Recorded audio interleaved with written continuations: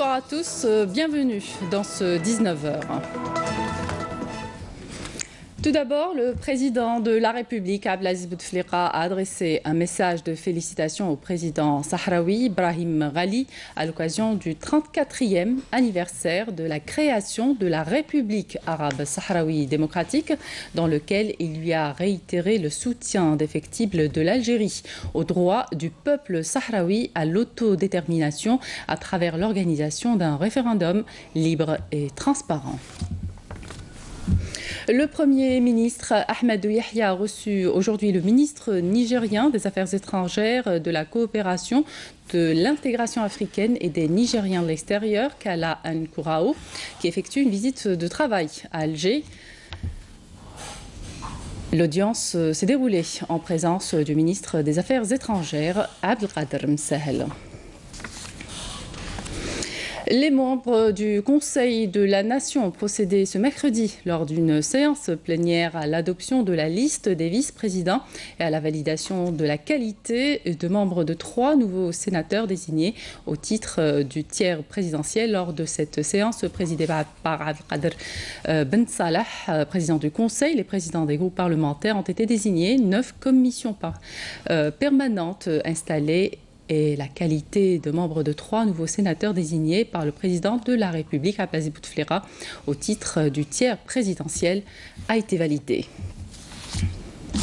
Au deuxième jour des séances consacrées au débat de la déclaration de politique générale à l'Assemblée populaire nationale, les députés se sont dits favorables à davantage de réformes en vue de s'affranchir de la dépendance aux hydrocarbures, à la révision du marché national local dans le but de sa réorganisation et de la lutte contre la fraude, la poursuite des réformes dans les domaines du développement local, la levée des entraves bureaucratiques et la lutte contre la corruption dans le cadre de la loi et de l'indépendance de la justice, outre l'accélération de la cadence des projets de développement au profit des régions frontalières.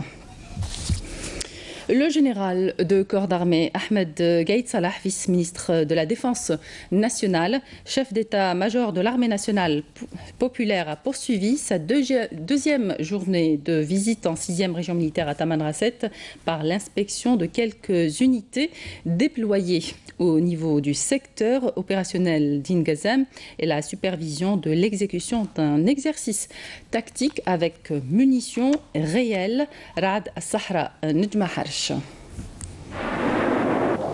À l'entame, après la cérémonie officielle d'accueil, le général de corps d'armée Ahmed Gaïd Salah, vice-ministre de la Défense nationale, chef d'état-major de l'armée nationale populaire, a suivi un exposé sur l'exercice présenté par le commandant du secteur, portant sur l'idée générale et les étapes de son exécution.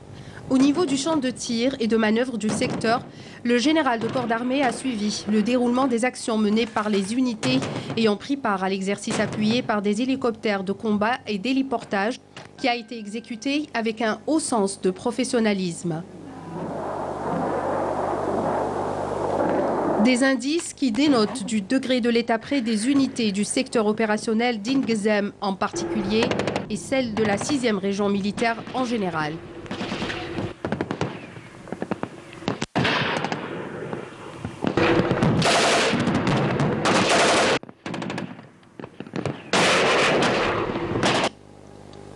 L'exécution de cet exercice a été également marquée par un niveau élevé, reflétant les grandes capacités au combat des équipages et du commandement, comme il confirme la compétence et la capacité des personnels à maîtriser l'emploi des différents systèmes d'armes et des équipements mis à leur disposition, ce qui a permis de réaliser des résultats très satisfaisants au regard de la précision des tirs effectués par différentes armes et de la parfaite coordination entre les unités engagées durant toutes les étapes de l'exercice.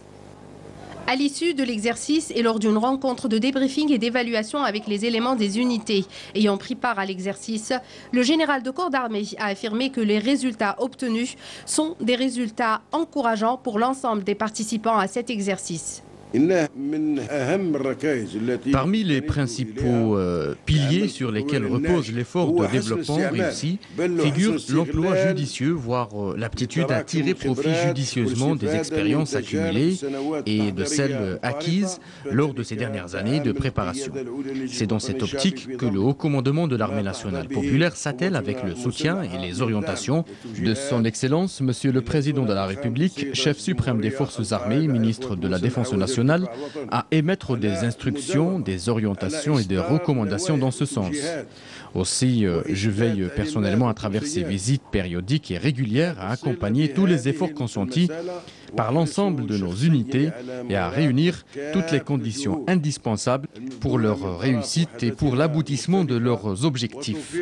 La parfaite exploitation des facteurs environnants constitue un élément d'importance majeure parmi les éléments à prendre en ligne de compte pour la réussite des exercices exécutés, quel qu'en soit le niveau et le thème.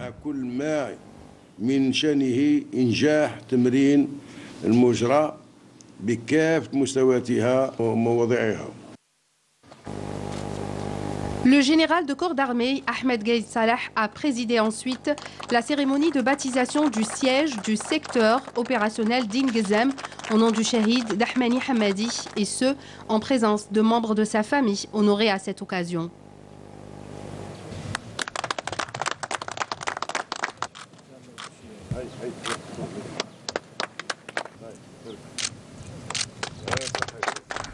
Dans le cadre de la lutte antiterroriste et grâce à l'exploitation de renseignements, un détachement de l'ANP a découvert hier, suite à une patrouille menée près de la bande frontalière à Tamanrasset, une cache d'armes et de munitions contenant un mitrailleur lourd de calibre 14,5 mm, un fusil mitrailleur FMPK, un fusil à lunettes, 2 fusils à répétition, 20 obus pour mortier de calibre 82 mm, ainsi que 2 chaînes de munitions, 1373 balles de différents calibres et 2 sacs de produits chimiques utilisés pour la préparation d'explosifs. Dans le cadre de la lutte contre la criminalité organisée, des détachements de l'ANP ont arrêté lors d'opérations distinctes menées à Ingezem, Tamanrasset et Tamanrasset 4 orpailleurs et saisi 6 détecteurs de métaux, 7 groupes électrogènes, 2 marteaux piqueurs, 4,8 kg de TNT, 23 cordons détonants, 18 capsules, 185 sacs de charbon et 1,4 kg de kif traité. Dans le même contexte, des détachements combinés de l'ANP ont appréhendé à Tlemcen et Oran 11 narcotrafiquants et saisi 18 kg de kif traité et 5 véhicules touristiques, tandis que 2090 comprimés psychotropes ont été saisis à Béchar, Stif et Bjaya. Par ailleurs, des éléments de la gendarmerie nationale ont intercepté à Tébessa un individu à bord d'un véhicule utilitaire chargé de 269 cartouches de différents calibres, de 800 grammes de poudre noire ainsi que de produits et d'outils servant dans le remplissage des cartouches. Le ministre de la Justice, garde des Sceaux, Taïeb Louh, qui a présidé aujourd'hui l'ouverture officielle des travaux de la 14e session de la Commission africaine de notariat, a rappelé les grandes avancées enregistrées par l'Algérie dans le secteur de la justice à la faveur des réformes initiées par le premier magistrat du pays, le président de la République, Abdelaziz Bouteflika. La rencontre a pour objectif l'échange d'expériences entre les pays africains dans le domaine du notariat et l'adaptation du secteur aux nouvelles orientations. Le ministre des Moudjahidines à Ouargla pour assister à la commémoration des manifestations du 27 février 1962 où le peuple s'est soulevé comme un seul homme contre le colonisateur français. Salim Kasser. Pendant que se déroulaient les accords d'Évian, le colonisateur français était toujours décidé à continuer ses manipulations afin de séparer le sud de l'Algérie du nord et profiter de ses richesses. La réponse ne s'est pas fait attendre. Le peuple est sorti comme un seul homme le 27 février 1962 à Ouargla pour dire non et contrecarrer les plans machiavéliques du colonisateur français et à réprimer dans le sang les manifestations. Le ministre des Moudjahidines a présidé à l'occasion ces commémorations. Le 27 février 1962 à Ouergla, le souvenir nous ramène à ce jour historique important qui est porteur de défis, de bravoure et d'espoir.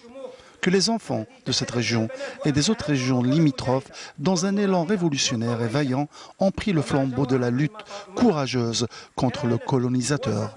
Une preuve du courage de notre peuple attaché à sa patrie et à sa liberté. Le ministre des Moudjahidines a qualifié ces manifestations du 27 février 1962 d'historiques et de glorieuses du peuple algérien.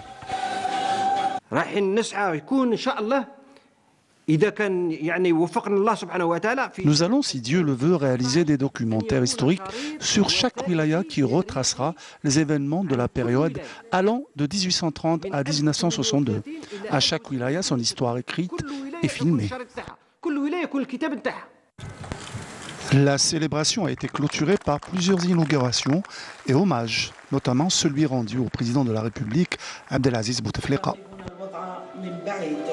Activité politique à présent, Amara Ben Younes, président du MPA, était aujourd'hui à Chlef où il a animé un meeting dans lequel il est revenu sur les dernières manifestations. Il a déclaré que chaque Algérien peut s'exprimer librement. D'autre part, Ben Younes a qualifié la conférence nationale proposée par le président de la République, Abdelaziz Bouteflika, d'opportunité pour garantir les réformes qui consolident la démocratie en Algérie. Écoutez.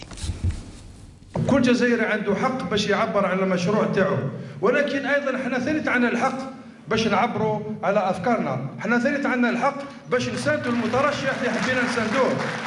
لازم ايضا نتفقوا ان الشعب الجزائري هو السيد في هذه البلاد، ولكن كل الشعب الجزائري اللي يخرج يصوت يوم 18 ابريل، اذا لما الشعب الجزائري يصوت يوم 18 ابريل هو الوحيد اللي راح يقرر شكون يكون رئيس الجمهوريه في الجزائر. الندوه الوطنيه هي سيت اون اكزيجونس هيستوريك، الندوه الوطنيه حتميه تاريخيه حتميه، والندوه الوطنيه ضروريه. لماذا؟ لان مهما الرئيس اللي يجي في 2019 لابد استكمال الاصلاحات السياسيه، لابد ايضا بناء مشروع اقتصادي جديد، نموذج اقتصادي جديد، وباش نبنيو هذا النموذج الاقتصادي وباش نمشيو الى اصلاحات سياسيه عميقه لابد ان يكون هناك وفاق وطني.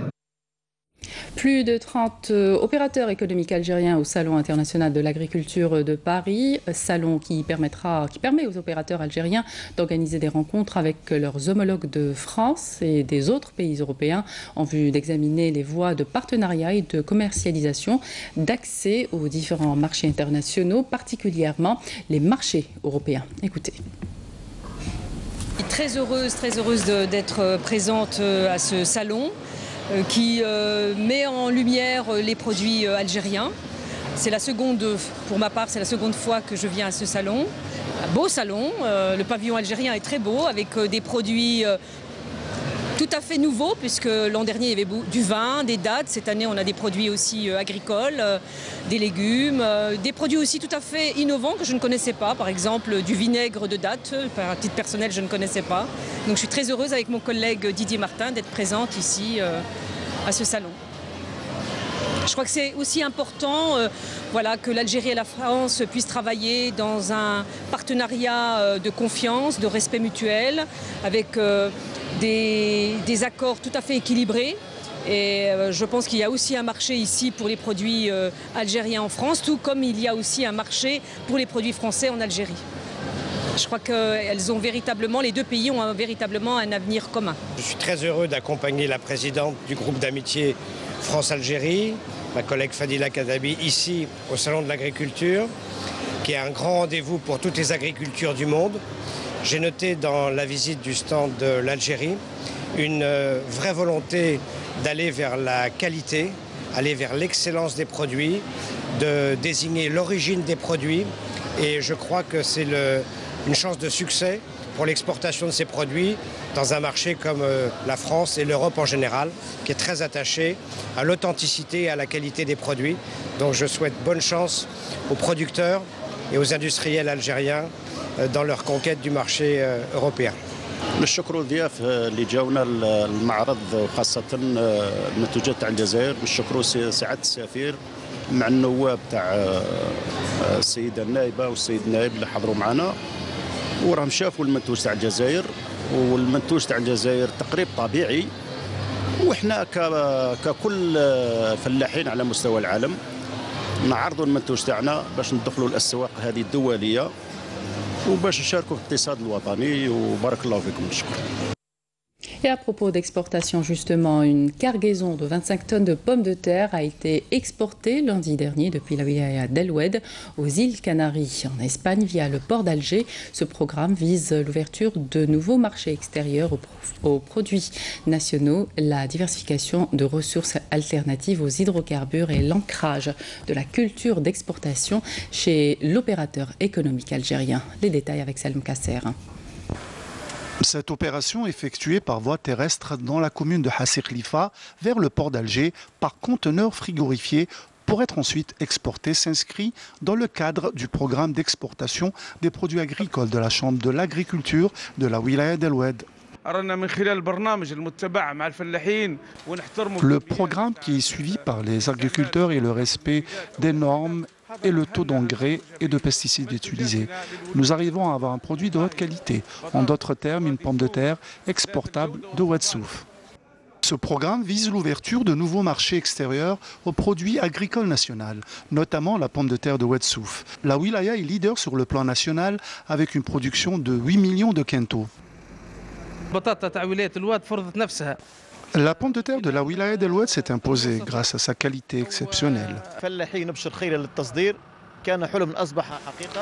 Le rêve est devenu réalité aujourd'hui. La pomme de terre d'El Oued est exportée. La Chambre agricole a joué le rôle de médiateur entre l'exploitant et l'exportateur. Notre rôle est de prendre en charge notre tâche d'exporter ce légume qui est placé dans les marchés mondiaux maintenant. Cette cargaison de pommes de terre est la première du genre à être exportée en Espagne et sera suivie par d'autres opérations de commercialisation de 200 tonnes dans le cadre d'une convention avec des opérateurs d'Espagne qui disposent du plus grand marché ouvert de fruits et légumes en Europe. Agriculture toujours, les wilayas du sud du pays contribuent avec 18% de la valeur totale de la production nationale en agriculture et ce grâce à l'intérêt accordé à ces régions en créant des bases logistiques, la mise en place de moyens de conservation, de stockage, de transformation et d'adaptation comme est le cas à Djanet dans cette exploitation agricole de 200 hectares où un pôle industriel de référence sera bientôt monté. À Terarrat, près de Djanet, est en train de sortir sur 200 hectares de terre un mastodonte de projets agricoles regroupant à la fois culture maraîchère, céréalière, arboricole, bref, tous les produits agricoles pousseront ici dans 2-3 ans. On prévoit d'introduire de l'arboriculture dans la région, qui est essentiellement basée sur le citronnier et olivier. Et on pense en deuxième phase, on prévoit aussi de l'arboriculture comme les agrumes, les différentes variétés d'agrumes de précoce ou tardive pour gagner dans la précocité, c'est pour l'exportation. Vous êtes plus précoce que du nord. Et on prévoit aussi de faire des fourrages pour un élevage plus tard, l'Hnaya, et on installe des industries de transformation qui sont là pour les citronniers. Le projet qui a ingurgité la bagatelle de 550 millions de dinars va s'élargir davantage pour embrasser un pôle industriel spécialisé dans les produits agricoles, à commencer par les jus de fruits et autres arômes à base de récoltes arboricoles. Tout l'axe de recherche est fait pour trouver les bonnes espèces qui permettront d'être pérennes ici au sud. On espère de pouvoir rester bio, entièrement bio, c'est très important. Et on espère une diversification maximale de manière à recréer la vie, de manière à essayer de recréer un environnement propice à la vie. Donc introduction d'animaux, introduction d'insectes, introduction d'abeilles, et plus l'introduction de toutes les espèces, essayer des espèces locales, essayer des espèces qui arrivent du nord. Pas loin d'ici, sur 8 hectares, une palmeraie de 800 palmiers produit chaque année de quoi fournir en date 15% de la production locale. De plus, des orangers, de la culture maraîchère et même des figuiers poussent sur ces terres à la faveur du programme pour l'accès à la propriété foncière. Dans cette petite plantation, nous nous basons surtout sur le palmier et les arbres fruitiers. Avec nos cultures, nous espérons collaborer au développement de la région qui est très isolée, avec en plus un prochain projet de culture de viande blanche.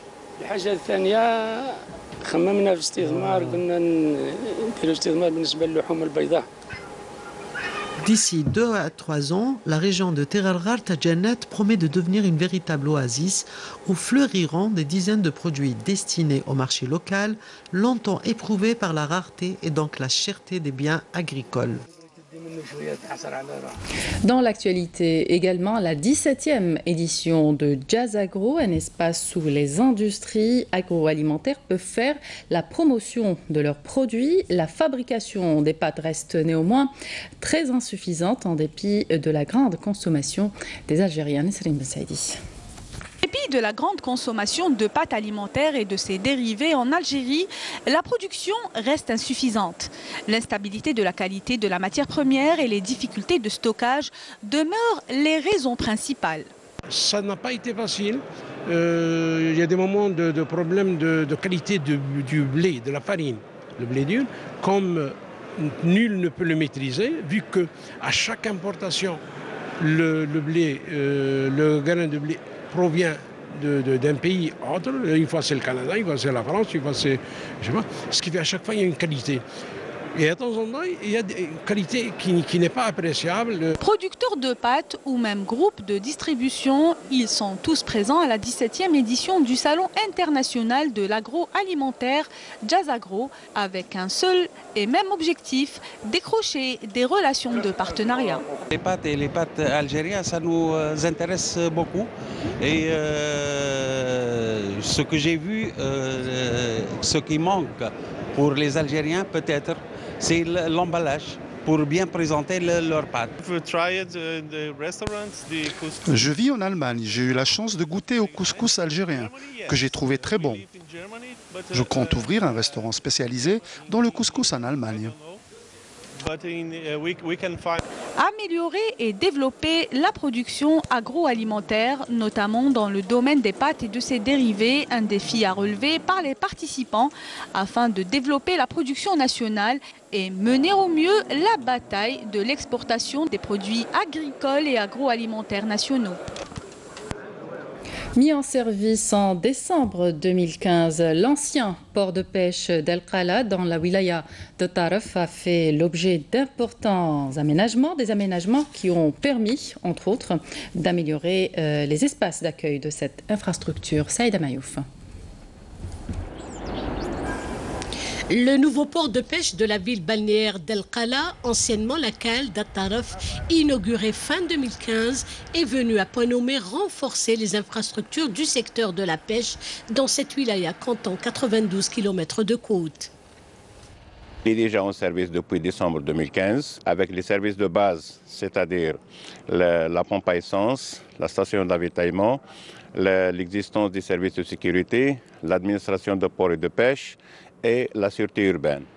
Bâti sur une superficie de 6 hectares avec 2 jetées et un terre-plein de 5 hectares, ce port est doté d'une capacité d'accostage de 142 embarcations entre chalutiers, sardiniers et petits métiers. Et les aménagements se poursuivent progressivement. Une fabrique de glace récemment réceptionnée, 2 autres en voie d'achèvement, de quoi ravir les marins pêcheurs qui y trouvent désormais tout ce qu'ils requièrent pour l'exercice de leur métier. Nous sommes à une année d'inauguration d'une fabrique de glace, l'achèvement des parterres, l'achèvement du mur. Donc la sécurisation du port est maintenant à l'état complet. Donc on peut dire que l'enceinte portuaire maintenant, elle est prête. On a fait Deux familles de pêcheurs, on a longtemps souffert de l'exiguïté de l'ancien port. L'exercice du métier était très difficile. Aujourd'hui, les choses se sont nettement améliorées. Dans ce port, on se sent plus à l'aise. Certes, il y a encore un manque quant à l'eau et l'électricité, mais l'espace nous aide énormément à accomplir notre tâche quotidienne. Nul doute, le port d'El Khala se complète et se renforce, une aubaine pour les professionnels du métier. Le port de pêche d'El Khala, ce nouvel acquis en constante progression, est doté de toutes les commodités nécessaires, voire modernes, afin que les marins pêcheurs et autres armateurs puissent exercer ce métier d'exception sans encombre et sans difficulté aucune.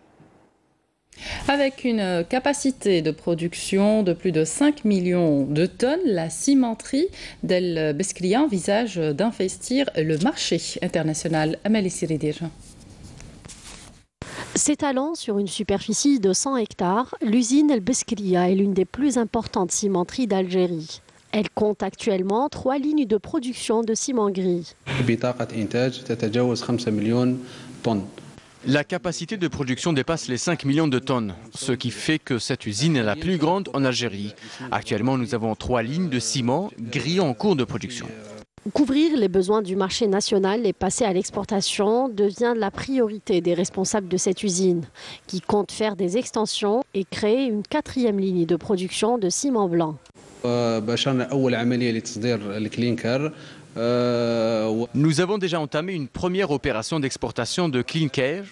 Nous avons également le projet de production de ciment blanc, très demandé au niveau du marché national. La grande disponibilité du ciment sur le marché algérien nous oblige de nous orienter vers les marchés internationaux et d'exporter notre produit. Nous avons également le projet de la voie ferrée qui permettra la distribution de plus grandes quantités. Un important projet parmi tant d'autres qui fait de Biskra une wilaya industrielle par excellence. Accord entre Sonelgaz et un groupe mauritanien pour des projets communs. Il s'agit de la réalisation conjointe du projet énergétique et la commercialisation d'équipements électriques algériens en Mauritanie et d'autres pays africains. Le document a été paraphé par le PDG du groupe Sonelgaz, Mohamed Arkab, et celui de HB, Hamadi Bouchreya. 600 familles de la commune de Zebouja à Relizène ont bénéficié de raccordements au gaz naturel, un confort tant attendu par ses habitants du village qui se réchauffaient au feu de bois. Hassiba Abdallah. Ils n'auront plus besoin de ces bonbonnes de gaz puisque leur village est désormais raccordé au réseau de gaz naturel. Plus de 600 familles de cette commune de Zebouja, située au sud de la wilaya de Relizène, y ont bénéficié après une longue attente. On devait patienter 10 ou 11 jours pour que le vendeur de bouteilles de gaz passe par notre village. Le vendeur de bouteilles de gaz ne passe pas souvent. Alors, des fois, on est obligé d'utiliser le feu de bois pour cuire le pain. Pour finir avec ces problèmes, plusieurs opérations similaires sont programmées au fur et à mesure à travers la wilaya. Ce projet entre dans le budget de la wilaya. Nous avons raccordé 650 foyers au réseau de gaz naturel avec un coût qui dépasse les 5 milliards de centimes. Ce projet relève d'un large programme qui prévoit le raccordement de 12 000 logements. Le raccordement au réseau de gaz de ville permettra entre autres de sédentariser les populations locales des régions reculées, notamment à caractère agricole. Voilà qui termine cette édition. Merci de votre attention. Excellente soirée sur Canal Algérie.